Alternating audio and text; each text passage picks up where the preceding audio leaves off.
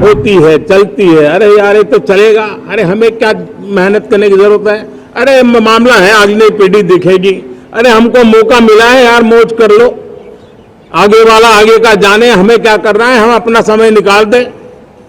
अरे नया करने जाओगे कोई बवाल उठ जाए, पता नहीं क्यों देश में स्टेटस को का माहौल बन गया था। ये देश उस परिस्थितियों से भी दशकों तक भी आजादी के बाद समय बिताया है। हमें इस मानसिकता को तोड़ना था। हमारे रिफॉर्म्स की ये प्रतिबद्धता है, वो 4 दिन की वाहवाही के लिए नहीं है।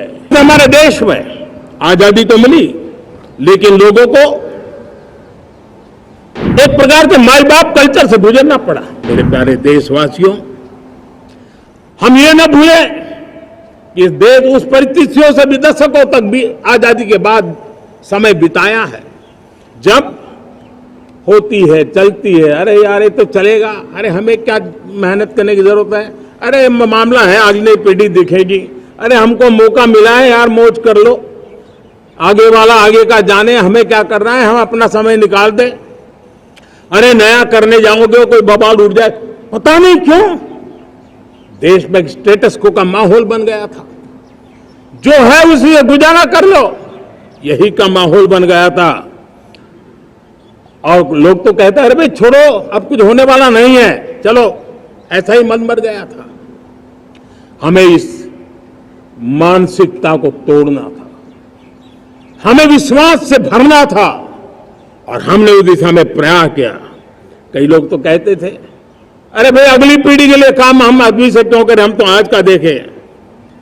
लेकिन देश का सामान्य नागरिक ये नहीं चाहता था, वो बदलाव के इंतजार में था, वो बदलाव चाहता था, उसकी ललक थी, लेकिन उसके सपनों को किसी ने तवज्जो नहीं दी, उसकी आशा आकांक्षाओं को अपेक्षाओं को तवज्जो नहीं दी गई, और उसके कारण वो मुसीबतों को झेलते हुए गुजारा करता रहा, वो रिफॉर्म्स का इंतजार करता रहा। हमें जिम्मेदारी दी गई और हमने बड़े रिफॉर्म्स जमीन पर उतारे। गरीब हो, मिडिल क्लास हो, हमारे वंचित लोग हो, हमारी बढ़ती जाती शहरी आबादी हो, हमारे नौजवानों के सपने हो, संकल्प हो, आकांक्षाएं हो, उनके जीवन में बदलाव लाने के लिए रिफॉर्म का मार्ग हमने चुना। और मैं देशवासियों को विश्वास दिलाना चाहता हूं, रिफॉर्म के प्रति हमारी जो प्रतिबद्धता है वो पिंक पेपर के एडिटोरियल के लिए सीमित नहीं है। हमारे रिफॉर्म्स की ये प्रतिबद्धता है, वो 4 दिन की वाहवाही के लिए नहीं है। हमारी रिफॉर्म्स की प्रक्रिया किसी मजबूरी में नहीं है, देश को मजबूती देने के इरादे से है। और इसलिए मैं आज कह सकता हूं रिफॉर्म का हमारा मार्ग एक प्रकार से ग्रोथ की ब्लूप्रिंट बनी हुई है। ये हमारा रिफॉर्म, ये ग्रोथ, ये बदलाव, ये सिर्फ डिबेट क्लब के लिए, इंटेलेक्चुअल सोसाइटी के लिए, एक्सपर्ट लोगों के लिए सिर्फ चर्चा का विषय नहीं है। साथियों, हमने राजनीतिक मजबूरी के कारण नहीं किया है। हम जो कुछ भी कर रहे हैं वो राजनीति का भागा गुना करके नहीं सोचते हैं। हमारा एक ही संकल्प होता है, नेशन फर्स्ट, नेशन फर्स्ट, राष्ट्रहित सुप्रीम, ये मेरा भारत महान बने, इसी संकल्प को लेकर के हम कदम उठाते हैं। साथियों, जब रिफॉर्म की बात आती है, एक लंबा परिवेश है। अगर मैं उसकी चर्चा में चला जाऊंगा तो शायद घंटों निकल जाएंगे, लेकिन मैं छोटा सा उदाहरण देना चाहता हूं। बैंकिंग क्षेत्र में जो रिफॉर्म हुआ, आप सोचिए बैंकिंग क्षेत्र का क्या हाल था। न विकास होता था, न विस्तार होता था, न विश्वास बढ़ता था। इतना ही नहीं,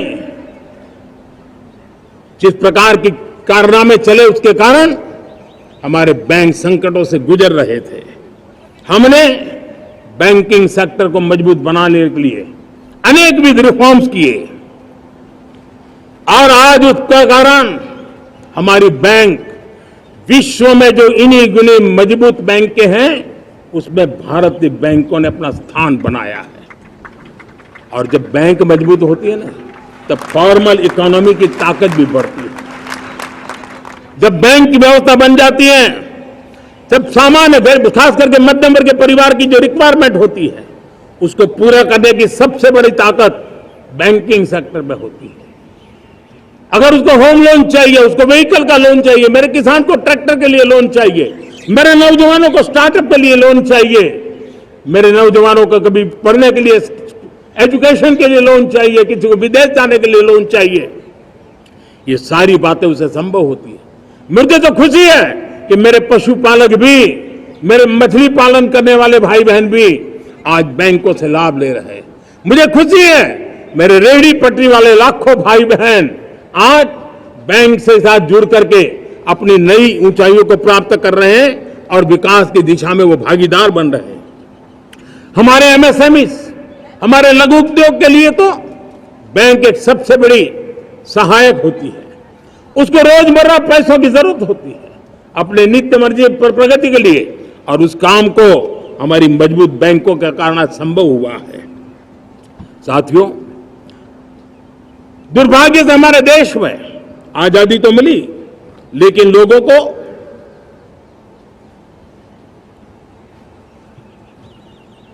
एक प्रकार से माई बाप कल्चर से गुजरना पड़ा।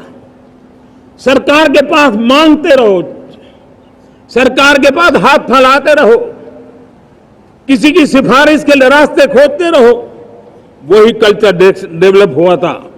आज हमने गवर्नेंस के इस मॉडल को बदला है।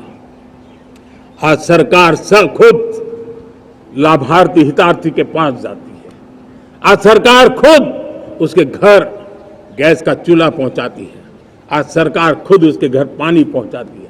आज सरकार खुद उसके घर बिजली पहुंचाती है। आज सरकार खुद उसको आर्थिक मदद दे करके विकास के नए आयामों को चर करने के लिए प्रेरित करती है, प्रोत्साहित करती है। आज सरकार खुद नौजवान के स्किल डेवलपमेंट के लिए अनेक कदम उठा रही है। साथियों, बड़े रिफॉर्म्स के लिए हमारी सरकार बहुत ही प्रतिबद्ध है और हम इसी के द्वारा देश में प्रगति की राह को चुनना चाहते हैं।